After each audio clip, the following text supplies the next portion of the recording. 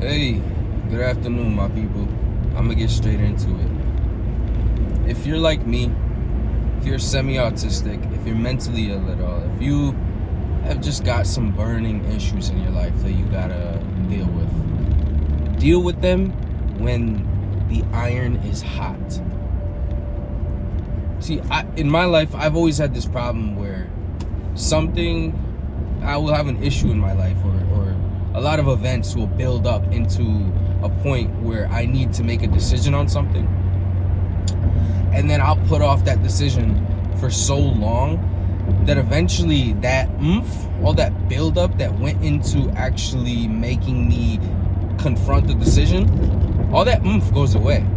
So then for the next couple months or weeks or however long the cycle is, I'm back at square one.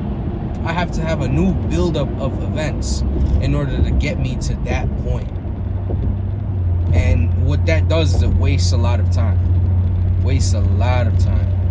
And there's many examples.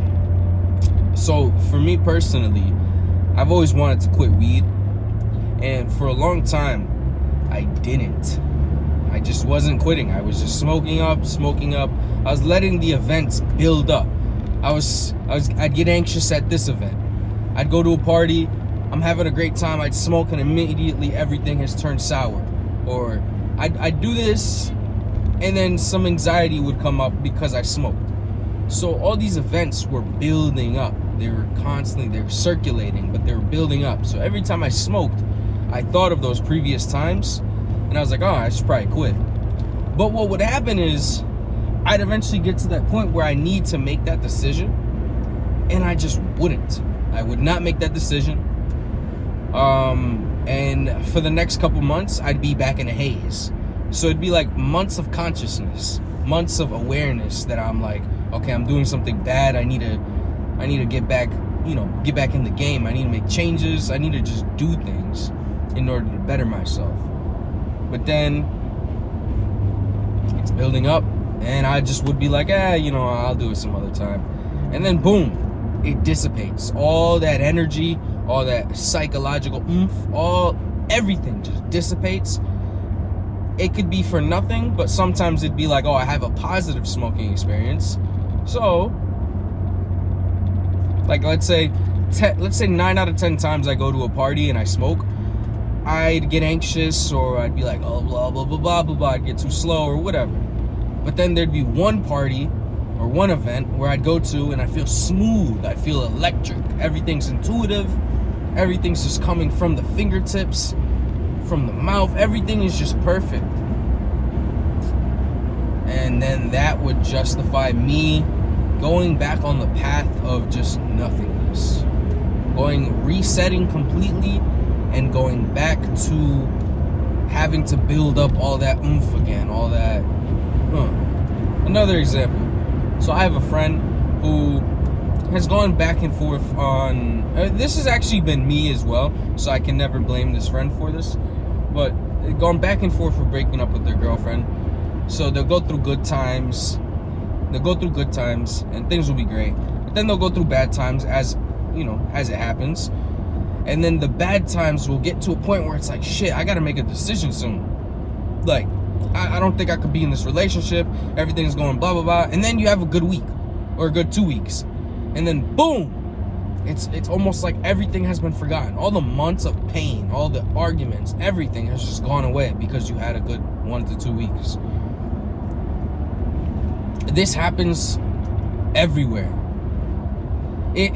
Another thing, this is slightly unrelated but slightly related, is elections. In an election, these people make all these promises. The promises are the swirl, the that's coming before.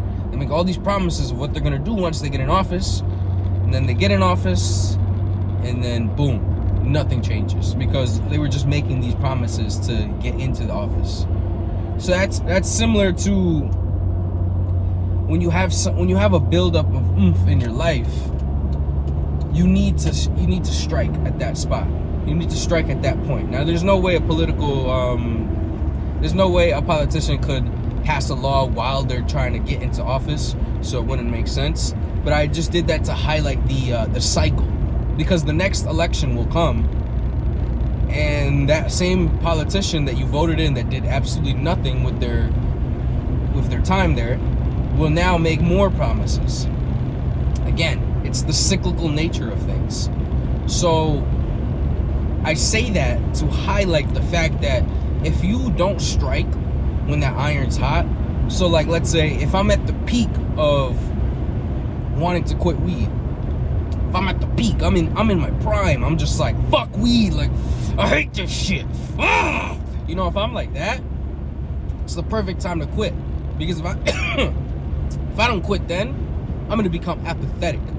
I'm gonna forget about it and I'm gonna move on to the next thing. So like why I mentioned at the beginning all my mentally ill, all my semi-autistic, all my ADHD niggas is basically, if you're like me, I know I'm not special. I know there's many people like me. I'm not one of one. Well, technically I am one of one, but like I'm not some alien. So if you're like me, that means you'll have intense periods of just really wanting to know about something or you know, really getting involved in something. So like I'll have periods where like I'll want to become like, let's say, a producer, and then I'll go buy all the gear and I'll buy the software and I'll start producing, I'll start making beats, you know, I'll go crazy with it for a couple weeks, and then eventually I move on to the next thing. I'll move on to something else like powerlifting. And then for a couple weeks, you know, I'll get my straps, I'll try to, you know, really pump the weight. And then I'll completely move on from that to go to, oh, I want to be a poet, or I want to be a runner. So what I'm saying is, if you don't want the cycle to continue, you have to strike it when it's at its peak. Strike when it's at its peak, and then you have to continue after it dies away, after it dies down. So like me, I used to really want to draw, and I would go through cycles where I'd really intensely want to draw and make art, and then I just, either I would or I wouldn't, and then eventually the cycle would finish, and then I would have to, I would do something else. But then maybe a year later, a couple months later, the urge to draw would come back, and that cycle would continue, or would start again, and then it'd be like, oh shit. And then this is what really made me think about this video, is when that cycle comes back to you, you really do think to yourself like, what if I had just continued after that last cycle, after all that initial all that vigor, all that passion to be able to do something, all that subsided, and then now we're left with discipline, and now we're left with, you know, do we really want to do this? I start to think, if I had continued at this point, imagine how much better I would have been. Like, I think, even with this YouTube video that I'm making right now, probably my first YouTube video, well, when I was a kid I made YouTube videos, but those are on channels that I don't even think I can find anymore. Those are all the way back from like 2012, you know, those are a long time ago. But when I started making videos regularly, I started in 2021, and then I did it again in 2022. Now it is 2024. I completely stopped after 2022. Now it is 2024, and I'm looking back and I'm thinking like, damn, imagine I had continued to make videos. Imagine how much better my videos would have been. Like, I don't really care about the subscribers. It's just, imagine how the quality of the videos. Because 2 years ago, 2022, I was making car videos. What I'm doing now. So basically, the point of this video is, when the iron is at its hottest, or when you feel that build up to get to that iron point, strike. Do what you need to do. There's a reason why it feels so intense and it feels so oomph. You could say that is, you could explain that away in a lot of different ways. You could explain it as the subconscious is giving you energy to do what you need to do in order to fix your life. Because deep down, you know you need to do something, and your subconscious is giving you that energy. You could say it like that, or you could go to the perspective of, this is godly, this is divine. This is the divine energy that is now going into you, that is now giving you the oomph, the passion, the vigor, the vitality in order to do what you need to do. And that could go for anything. It doesn't have to be some self-improvement bullshit. It could literally be, you gotta break up with your boyfriend or girlfriend, you know? Or you gotta sign up to makeup school, or you gotta do this, you gotta do that. There's always something that is highlighted by the amount of mental energy it takes when we actually think about it. So like, if this was me back in the day, one of the biggest things I would have really thought about is, damn, I should go to the gym, or damn, I should, start exercising more. Because like I did it with my friends, but like, and I even had a weightlifting class in college, but like, even then I wasn't like big into it.